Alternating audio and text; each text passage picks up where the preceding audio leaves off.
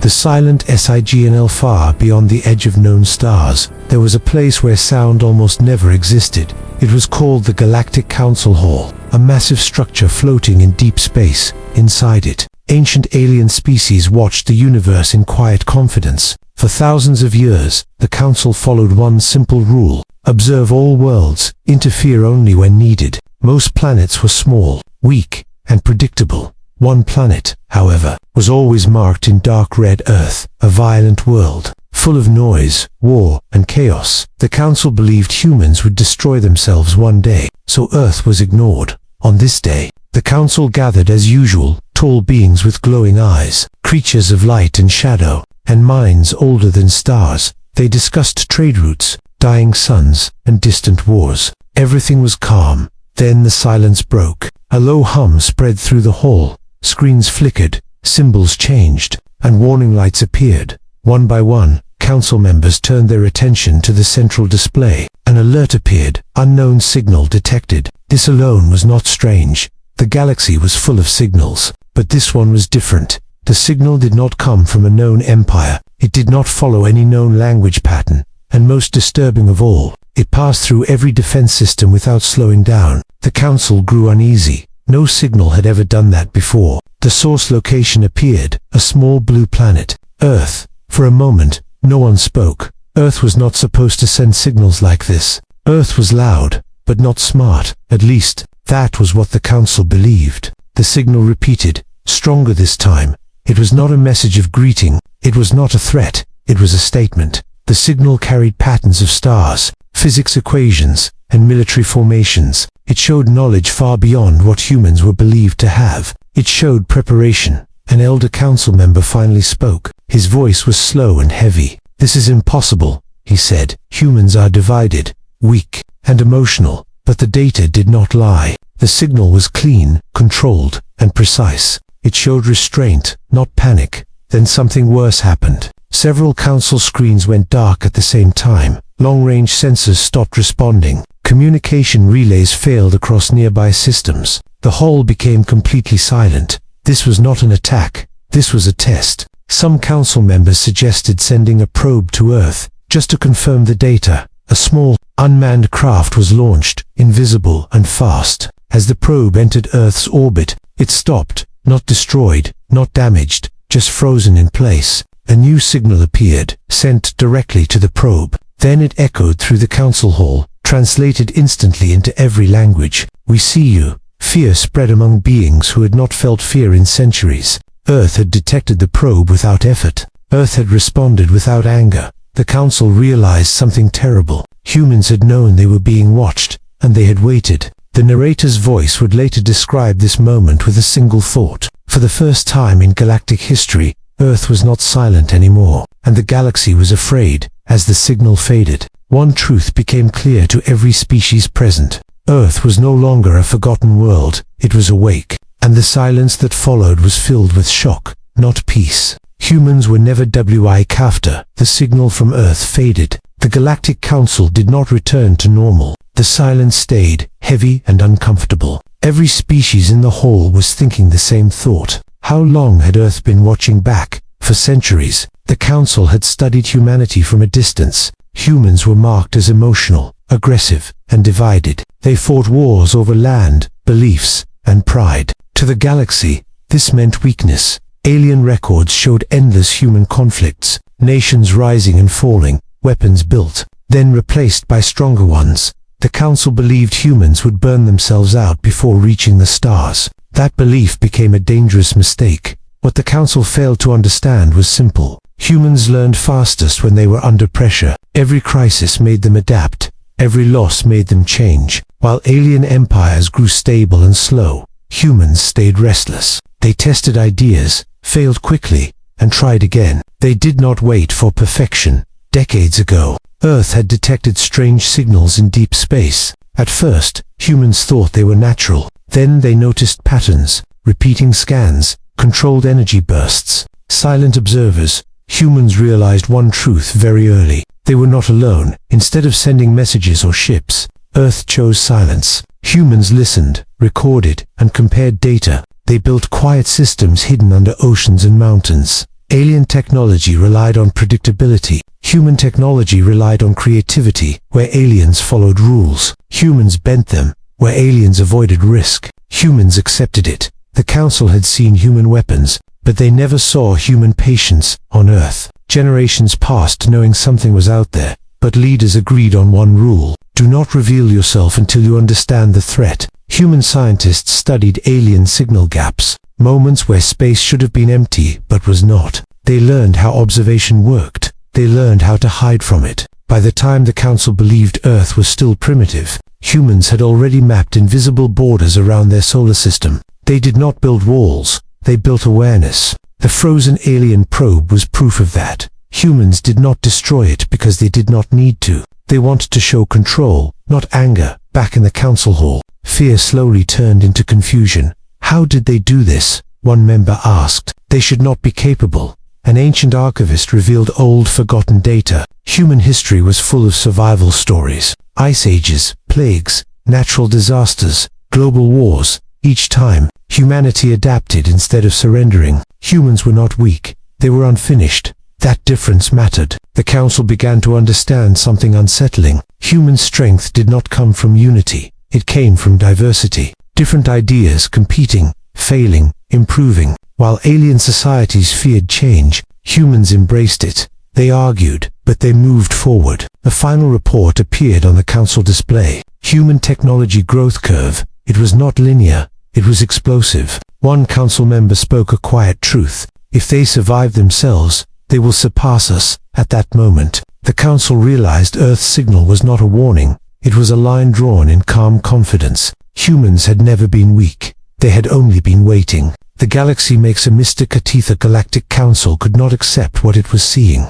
Fear mixed with pride, and pride often made bad choices. Many members believed Earth's actions were a bluff, a lucky moment, not real power. Some argued that humans had only learned how to hide. Others claimed the frozen probe was a rare trick. They said no young species could challenge the galaxy, not after only a few centuries of technology. At last, the Council reached a decision. Earth would be tested, not with words, but with force. An allied fleet was prepared. Ships from many species gathered at the edge of known space. They were massive, old, and powerful. Each ship had destroyed worlds before. The plan was simple: enter the human system, show strength, force submission. The fleet moved in silence. No warning was sent to Earth. The Council believed surprise would bring fear, but Earth was already watching. Human sensors detected the fleet the moment it crossed the outer boundary. Deep space stations lit up. Hidden arrays under moons and asteroids activated.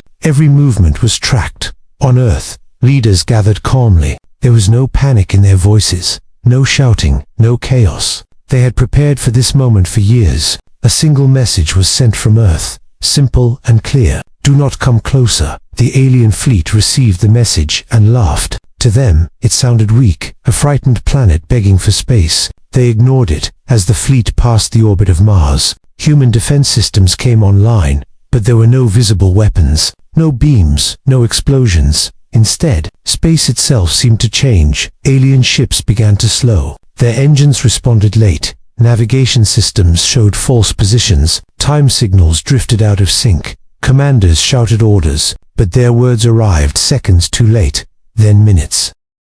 One by one, ships stopped moving, frozen in perfect formation, like insects trapped in amber. The fleet was not destroyed, not damaged, just disabled. The Council watched in disbelief. This was impossible. Human weapons were supposed to be crude and loud. Instead, humans had attacked control, not metal, not shields, but understanding. Inside the frozen ships, alien crews were alive, unhurt, able to breathe and think, but unable to act. Another message arrived from Earth.com, and steady. You were warned. The Council felt something new. Humiliation. They realized Earth could have killed the fleet, but chose not to. This was not weakness. This was confidence. Some Council members demanded retaliation. Others demanded retreat. The hall filled with argument and fear. Then human data flooded their systems. Not a hack, an open transmission. It showed simulations, every possible battle outcome, every alien tactic already analyzed, already countered.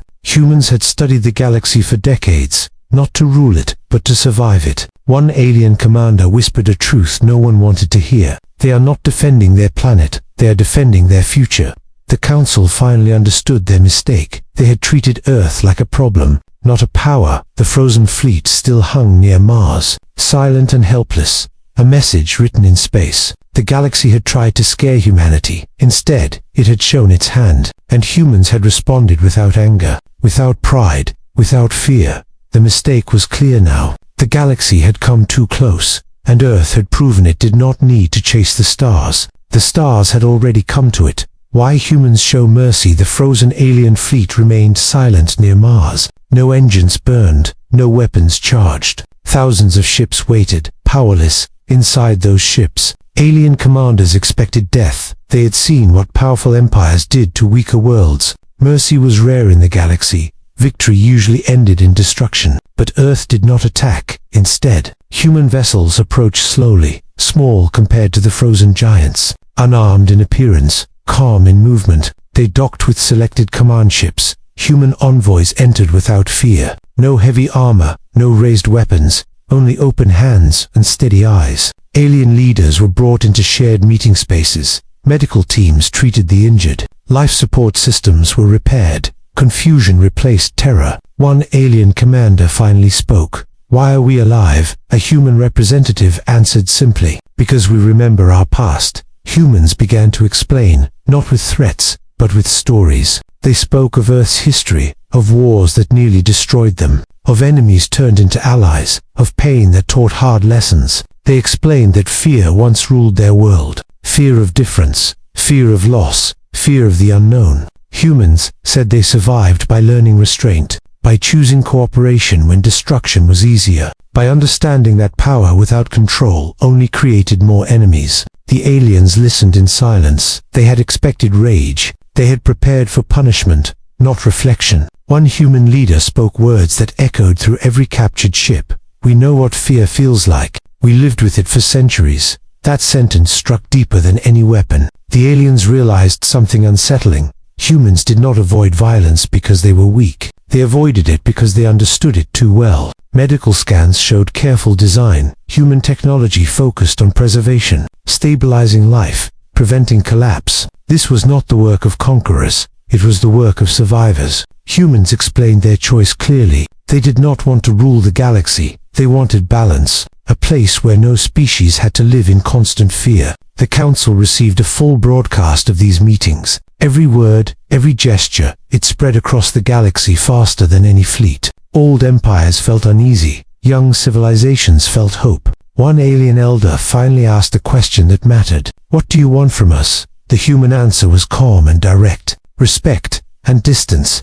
They asked for no tribute, no territory, no surrender. Only one rule was given: Earth would not be hunted. Earth would not be tested again. The frozen fleet was slowly released. One ship at a time, control returned without harm. This act of mercy changed everything. It showed the galaxy a new kind of power. Power that did not need fear to exist. As the last ship regained movement, a final human message prepared to be sent, not just to the fleet, but to the entire galaxy. And when that message went out, nothing would ever be the same again. The galaxy goes silent. The final human message spread across the galaxy. It did not carry threats. It did not demand loyalty. It carried a truth. Earth is not a target. Earth is a warning. Every major council, empire, and fleet received the transmission. The words were simple, but their meaning was heavy. The frozen fleet near Mars returned home. Ships moved slowly, carefully. No one wanted to provoke another response. Across the galaxy,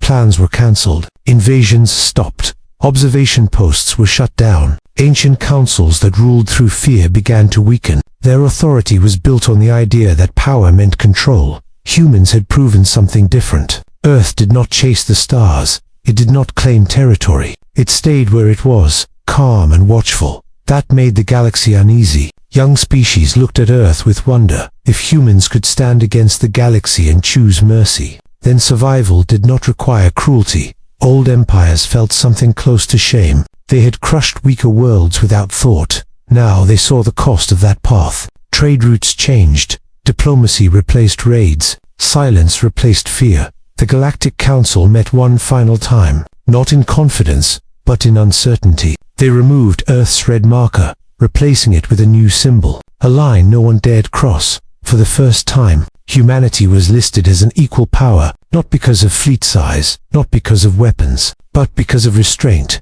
Earth continued its life. Cities grew, people argued, dreams continued. Most humans never knew how close the galaxy came to attacking them, and how quietly that threat had ended. In distant systems, alien children were taught a new lesson. There was a small blue world, a world that chose mercy when it could have chosen domination. The galaxy did not fear Earth because humans were strong. They feared Earth because humans chose not to rule, and so the galaxy went silent once more. Not from ignorance, not from fear, but from respect. The quiet after the storm time passed, but the galaxy did not forget. It could not. Across distant systems, sensors still watched Earth, not with hunger, not with plans of invasion, but with caution and curiosity. Humans returned to their routines. They rebuilt cities. They explored their own system. They argued, invented, and dreamed. From the outside, Earth looked unchanged, a noisy planet, a divided species,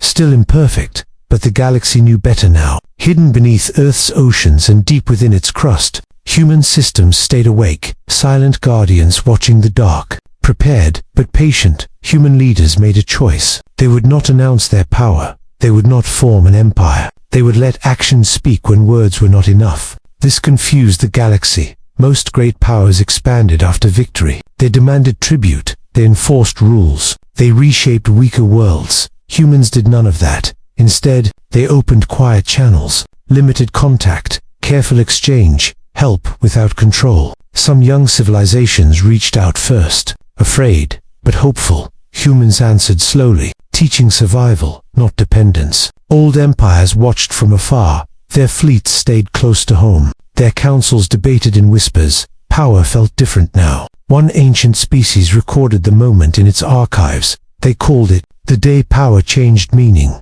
They wrote that humans were dangerous, not because they were violent, but because they could stop themselves. On Earth, a new generation grew up. They looked at the stars with wonder, not fear. They did not know how close the galaxy once came to burning their world. They only knew that space felt quiet, respectfully quiet, far away. The Galactic Council Hall still existed, mostly empty now, its screens dim, its authority faded. A single record played on repeat in its memory core. The first human signal, not loud, not angry, just aware. We see you. That message became a warning and a promise. To the galaxy, and to humanity itself, humans understood one final truth. Survival was not about striking first. It was about knowing when not to strike at all. The stars remained distant, but no longer unreachable. And when humanity would one day step fully into the galaxy, they would not arrive as conquerors. They would arrive as equals, watching, waiting, ready. The storm had passed, but the quiet that followed was stronger than any explosion. A silence built on understanding, a silence earned.